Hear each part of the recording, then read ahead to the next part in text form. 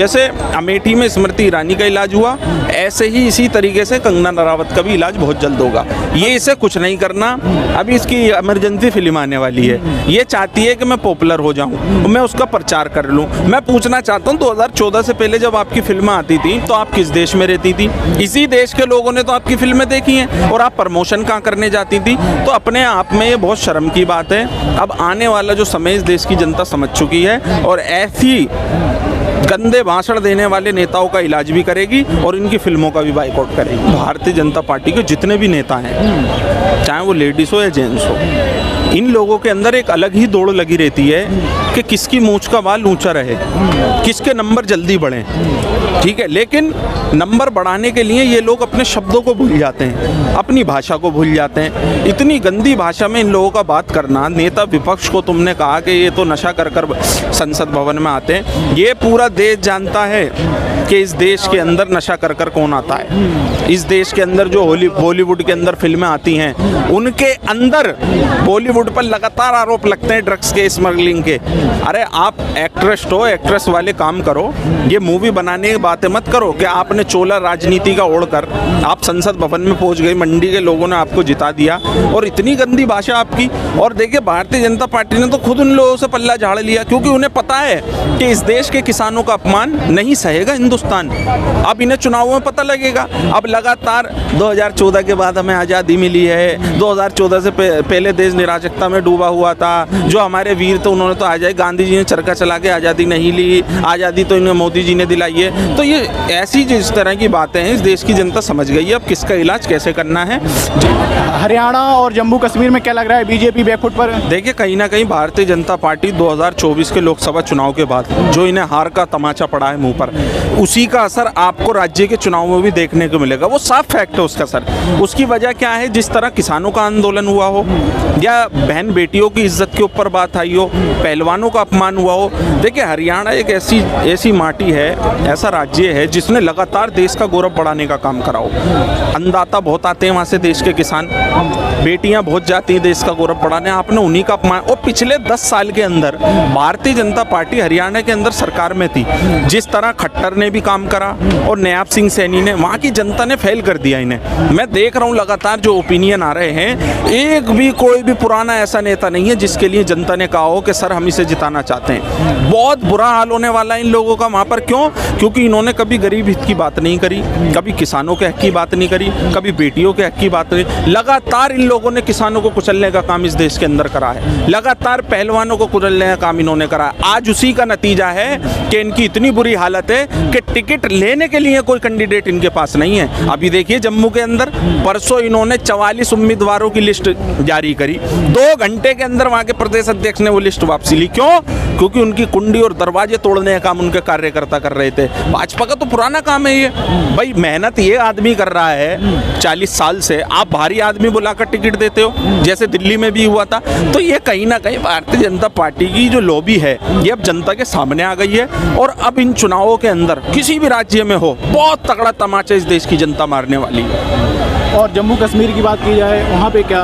देखिए अब जम्मू का जो ये जितना भी एरिया है जम्मू और कश्मीर का, कहीं ना कहीं वहाँ टिकटों के बंटवारे को लेकर दोनों पार्टियों के अंदर मामला बड़ा गरमाया है। अब देखना ये है, जो धारा 370 का ढोल पीटा जाता था संसद भवन से लेकर चुनावी भाषणों में, अब वो कितना मजबूत है, कितना कश्मीर के लोग माननीय प्रधानमंत्री जी का साथ देते हैं या वहाँ के लोग उसका खिलाफ करते हैं। तो मुझे तो ऐसा लगता है जो अलायंस तैयारी कर रहा है अपनी तरीके से, जी, तो अलायंस की तैयारी मुझे बहुत मजबूत लग रही है वहाँ पर, क्योंकि अभी भारतीय जनता पार्टी के जो कार्यकर्ता हैं वो ही एकजुट नहीं है, तो ये चुनाव की तैयारी कैसे करेंगे? अभी जितने भी राज्य इस देश के अंदर हैं जिनमें चुनाव होने हैं, चाहे वो दिल्ली हो, बिहार हो, हरियाणा हो, जम्मू हो, तो इन राज्यों के अंदर भारतीय जनता पार्टी को पता लग गया है कि जनता का बुगुल बच चुका है और जनता इनके खिलाफ मैंडेट दे चुकी है। क्योंकि मुझे ऐसा लग रहा है कि सितंबर के अंदर जो इसका रिजल्ट आना है, उसके बाद हो सकता है कि केंद्र सरकार जो इस टाइम मौजूदा है उसके ऊपर भी इसका फर्क पड़े।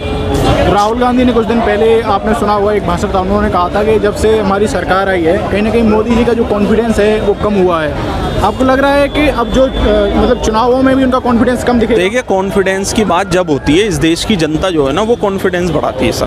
2014 के अंदर मैं हर टीवी, हर चैनल, हर व्यक्ति के मुंह पर देखता था अब की बार मोदी सरकार, मेरे मन में मोदी सर, हर घर मोदी, घर घर मोदी, हर घर मोदी, इस तरीके के नारे दिया। ठीक है, मैंडेट दिया, इस देश की जनता ने आपका स्वागत करा, लेकिन आपने क्या करा? उसी देश की जनता के विरुद्ध काम करे। आप नए नए बिल लाए, आपने रात को 12 बजे नोटबंदी कर दी, हर साल 2 करोड़ नौकरी का वादा करते थे आप, वो नहीं मिला। एक के बदले 40 सर लाने का वादा करते थे, वो नहीं मिला। आपने इस देश के लोगों पे इतनी जीएसटी ठोक दी, इतना टैक्स ठोक दिया कि वो लोग बेचारे ना तो काम के रहे, ना टैक्स भरने के लायक रहे। तो कहीं ना कहीं जो आप बता रहे हो ना कि एक एटीट्यूड कम हुआ है, जो आदमी अकेला संसद भवन में कहता था कि एक अकेला सब पर भारी, आज वही आदमी 2 यारों की बैसाखी पर खड़ा होकर सरकार बनाने पर मजबूर है। क्यों? क्योंकि इस देश की जनता जब किसी को राजा बनाती है तो उसको गिराना भी जानती है, क्योंकि हम संविधान से चलने वाले लोग हैं, कॉन्स्टिट्यूशन से, हम वोट के अधिकार से ताकत देते हैं नेताओं को। और ये नेता जो है जब तानाशाही की ओर बढ़ते हैं तो ये तो पूरी दुनिया के अंदर एक मिसाल है। चाहे आप हिटलर की उठा लो, और भी बड़े बड़े राजा आए जिनकी तानाशाही नहीं चली, ऐसे ही ये राजा है, इसकी भी तानाशाही खत्म हो गई। भाई आप एक बात बताइए, जिस जनता ने आपको हिम्मत दी, पावर दी, और फिर कमजोरी भी है, फिर उम्र 74 साल हो गई है, 74 साल में आदमी जो है थोड़ा सा झुकने लगता है, बोल कम पाता है, लेकिन लगातार जो 10 सालों के अंदर झूठ पे झूठ बोला गया, अब वो झूठ का जो गड़ा था ना सर, वो बढ़ गया। अब वो ऐसा फूटा कि चारों तरफ चित्र-लितिर हो गए। अब सारे राज्यों के अंदर लगातार इनका बायकॉट हो रहा है, इनके नेताओं का बायकॉट, यहाँ तक कि हरियाणा में तो लोगों ने कह दिया भाजपा के नेताओं को हम घुसने नहीं देंगे। अब लग रहा है आने वाले चुनाव में जो है कहीं ना कहीं बीजेपी बैकफुट पर है, और कहीं ना कहीं हमें परिणाम देखने को मिलेंगे, है ना? बिल्कुल सर, परिणाम आपको चेंज मिलेंगे, और आप भी यहीं हो, मैं भी यहीं हूँ। आप देखना 65+ कांग्रेस आ रही है। कंगना रनावत ने जिस तरीके से किसानों को और महिलाओं को लेकर बयान दिया था कि प्रोटेस्ट में रेप हो रहे थे, लाशें टंगी थी, आप कैसे देखते हो कंगना के बयान को? अरे भाई, जिस पार्टी ने उनको टिकट दिया वो उनके ऊंची कुर्सी वाले खुद ही बोलते हैं किसान क्या आतंकवादी है, किसान मवाली है, किसान क्या कहते हैं धोखा दे रहा है। तो किसान को लिए बहुत ही चीज़ें, खालिस्तानी बोला, सब कुछ बोला। अब किसानों ने दिखा दिया इनको। तो आपको क्या लग रहा है ये जो उनकी भाषा शैली थी, इस पर कांग्रेस ने कहा है इनको पार्टी से बाहर किया जाना चाहिए, आपसे? बिल्कुल बाहर कर जाना चाहिए। भाई गोदी मीडिया चलाने से कुछ नहीं होगा। आज सवेरे से मैं यही देख रहा हूँ, सवेरे से और शाम तक एक गोदी मीडिया चल रहा है ममता के पक्ष में। क्या ये सही है? अरे भाई, इस ममता और बंगाल इस देश का है, ऐसा है। ठीक है, उस पर सीबीआई जांच हो रही है, सब कुछ वहाँ पे लगे हुए हैं, और वहाँ का राज्यपाल यहाँ आता है, क्या कहते हैं, दिल्ली हाजिरी लगाता है। राज्यपाल तो खुद ही सुप्रीमो है, वो इतने तो नॉलेज रखता है ना। राज्यपाल जो है राष्ट्रपति के बराबर है, वो इनके मातहत से काम करता है। ये लोकतंत्र का हत्या नहीं है तो क्या है? तो अभी जैसे हरियाणा चुनाव आने वाले हैं, क्या लग रहा है इनमें भी जो कंगना ने इस तरीके की बयानबाजी की है, या फिर जो बीजेपी के नेताओं क्या प्रभाव रहेगा? भाई अभी वो बाबा को छोड़ा, 10 दफे पैरोल छोड़ा, क्या ये देश को क्या दिखाना चाहते हैं? राम रहीमी की बात कर रहे हैं आप? नहीं, बाबा को मैं तो नाम नहीं ले रहा हूँ, आप करिए ना। वो बाबा को 10 दफे पैरोल छोड़ा, ये बोलते हैं कोर्ट का मामला है। अरे कोर्ट का मामला है तो आप भी तो एप्लीकेशन लगा सकते हो ना। भाई कितने लोग एक दफ़े भी पैरोल नहीं मिल रही, उसको 10-10 दफ़े पैरोल मिल रही है। उस पर गोदी मीडिया नहीं घूम रहा है, क्योंकि चुनाव है, उसके चुनाव को वोटर कम हो जाएंगे हैं। और ममता दीदी पे 24 घंटे चला रहे हैं, सुबह से शाम तक। क्या है हिंदुस्तान की और कोई खबर नहीं है? अच्छा, आप ये कह रहे हो वहाँ पे जो है कहीं ना कहीं सीबीआई इंक्वायरी चल रही है, फिर भी गोदी मीडिया सुबह से शाम तक क्या कर रहा है? उसको क्या बांग्लादेश बनाना चाहते हो क्या तुम? लोग प्रोटेस्ट भी तो कर रहे हैं। अरे प्रोटेस्ट कर रहे हैं, वही तो कह रहा हूँ मैं, उनको पैसा दिया जा रहा है। अच्छा, प्रोटेस्ट करने का पैसा दिया जा रहा है भाई। अच्छा भाई, जब हमारी एजेंसी लगी हुई है उसके पीछे, भाई कानून ही उसका फैसला करेगा, कानूनी फैसला करेगा ना, अदालत ही फैसला करेगी। तो आपको लग रहा है कहीं ना कहीं ये प्रायोजित है? प्रायोजित तो ही है। अच्छा, बिल्कुल। ये माहौल बिगाड़ने की कोशिश हो रही है। तो ये क्यों माहौल बिगाड़ा जा रहा है सर? ये कर रहे हैं ना भाई, चुनाव की वजह से। तो अभी बंगाल में तो भाई चुनाव। सुनो, बंगाल में चुनाव नहीं है। इसी लाल किले से हमारे प्रधानमंत्री जी ये कहते हैं कि एक देश एक चुनाव। जब यहाँ का क्या कहते हैं चुनाव आयुक्त तो 4 राज्यों का चुनाव नहीं करा सकता है, तो ये एक देश एक चुनाव कैसे कराएंगे? ये झूठ नहीं है, झूठ है या नहीं है?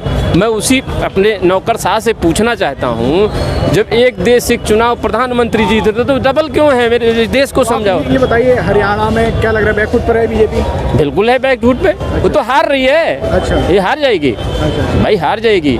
ये डबल स्टैंड मत करो। मैं प्रधानमंत्री जी से यही तो सवाल कर रहे हैं देश के लोग, जो इनको प्रधानमंत्री की कुर्सी पे बिठाया। अमित शाह जी क्या कहते थे टीवी पे आके, क्या कहते थे कि अरे राहुल की तो कोई सुनता नहीं। आज उसी राहुल की नाक में दम कर रखा है। कितने दफे बोला इन्होंने, हमारे अमित शाह जी ने, कि अरे राहुल की कौन सुनता है देश में। अब वही राहुल ने इनकी नाक में दम कर रखा है। आपको लग रहा है बीजेपी हार रही है? बिल्कुल हार रही है। चलिए, बिल्कुल हार रही है भाई, और कुछ नहीं। अब डबल बात मत करिए। इस देश में नफरत मत भरिए, नफरत से देश नहीं चलता। आज का मुसलमान भी पढ़ा लिखा है, आज का ईसाई भी पढ़ा लिखा हुआ है, आज का सिख भी पढ़ा लिखा हुआ है। जो कूड़ा बिनता है वो भी मोबाइल और पेपर उठा के पढ़ लेता है कि हमारे देश में क्या हो रहा है, हमारे गरीब के लिए क्या हो रहा है, हमारे रिक्शे वाले के आप लिए। ये कहना चाह रहे हो गरीबों की बात नहीं हो रही है? गरीबों को बात नहीं हो रही है। रिक्शे वाला, रेहड़ी वाला और गरीब किसान, मजदूर, उनकी बात नहीं कर रही है। ये और ही गोदी मीडिया और कहीं घुमाए जा रहे हैं। ये मत करिए। ये देश है, देश चलने दीजिए। आप देश चलाइए, शौक से चलाइए। आप लोगों ने आपको बिठाया है, आप चलाइए। किसने मना किया? चलिए, लोकतंत्र है, लोकतंत्र है, आप चलाइए।